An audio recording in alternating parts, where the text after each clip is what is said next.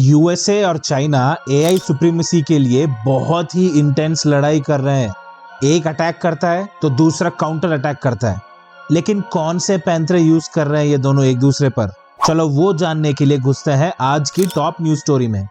ये तो सब जानते हैं कि यूएसए ने चैट जीपीटी, बार्ड और अडोब फायरफ्लाई जैसे अमेजिंग एआई टूल्स इंट्रोड्यूस किए थे।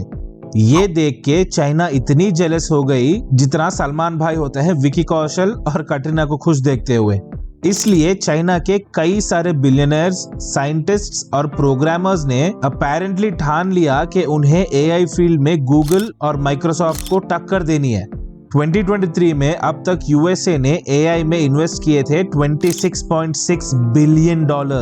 चाइना ने किए थे सिर्फ $4 बिलियन। लेकिन कहा जा रहा है कि आने वाले कुछ दिनों में वो बढ़ के $20 बिलियन तक जा सकता है। अब आपको लग रहा होगा कि यूएस ने ज्यादा पैसा डाला तो इसलिए राउंड तो उनका हुआ ना, लेकिन भाई इस साल यूएसए में हुए थे 447 इन्वेस्टमेंट्स एआई कंपनीज में। उसमें से 2/3 यानी लगभग 300 कंपनीज में चाइनीज इन्वेस्टमेंट्स का हाथ है। ये तो वही बात हुई कि लड़की आपने पटाई, घर वालों को मुश्किल से आपने बनाया, मंगलसूत्र भी आपने पहनाया उसे, लेकिन हनीमून कोई और लेके जा रहा है उसको। यहां तक सुन के अगर आपको लगा कि फाइट चाइना जीत गई तो भाई आगे सुनो। चाइनीज एआई और अमेरिकन एआई के परफॉर्मेंस में इतना डिफरेंस है जितना राकेश रोशन और ऋतिक रोशन के हेयर स्टाइल्स में है। इसका सबसे बड़ा रीजन है एनवीडिया। इस कंपनी के लेटेस्ट चिप्स A100 और H100 दुनिया में सबसे पावरफुल चिप्स हैं। इन पे ही सारा एआई इंफ्रास्ट्रक्चर बिल्ट है यूएस का। इसीलिए यूएस गवर्नमेंट ने इन दोनों चिप्स को चाइना एक्सपोर्ट करने से बैन कर दिया था।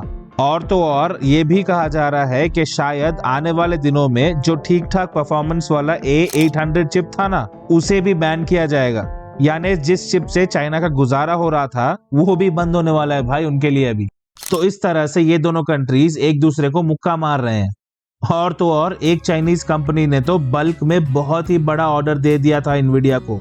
उसका खुलासा करेंगे बिजनेस सेक्शन में, लेकिन पहले चलते हैं हमारे अगले सेगमेंट जो है विदेशी न्यूज।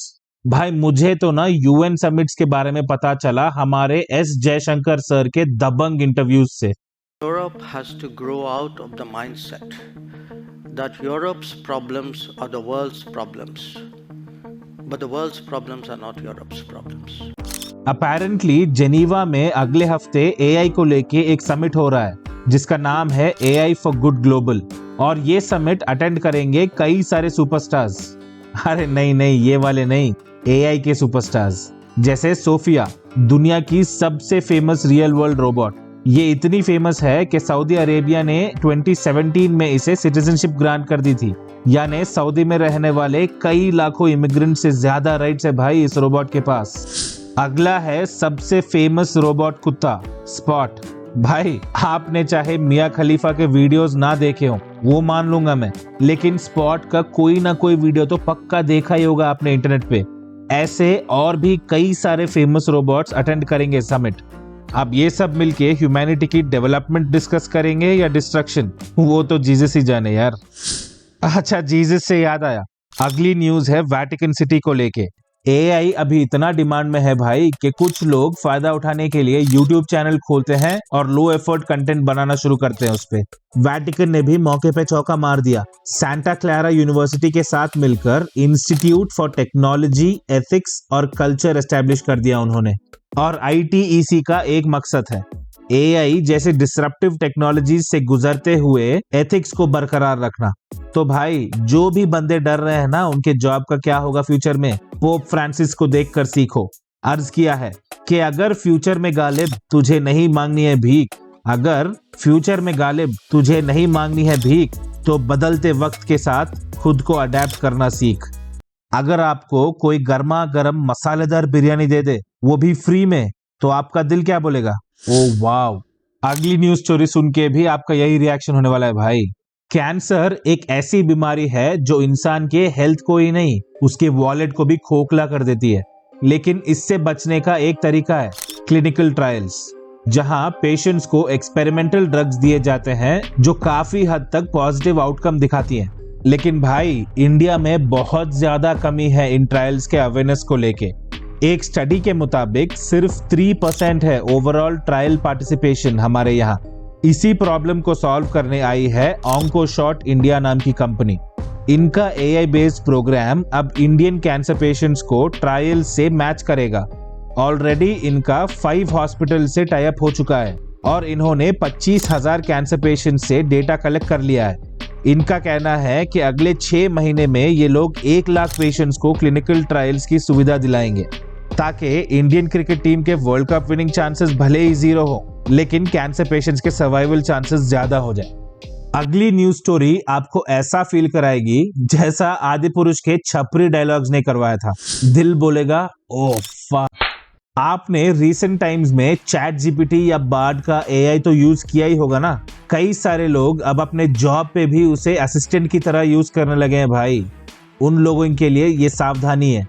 माइक्रोसॉफ्ट की कंपनी न्यूआंस एक वॉइस रिकग्निशन सॉफ्टवेयर बनाती है, उसे सू किया जा रहा है भाई, ये कहते हुए कि वो लोगों की आवाज सीक्रेटली रिकॉर्ड करके बिना उनके परमिशन उसे यूज कर देती है पब्लिकली।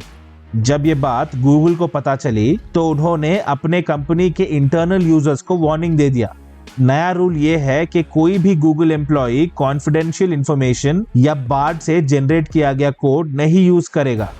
भाई ये लोग अंदर से बार्ड पे भरोसा नहीं करते, लेकिन बाहर की दुनिया से कहते हैं कि बार्ड अब सबका कोडिंग असिस्टेंट बन जाएगा। अगली न्यूज स्टोरी हम इंडियंस के लिए थोड़ी सी टेरिफाइंग होगी भाई।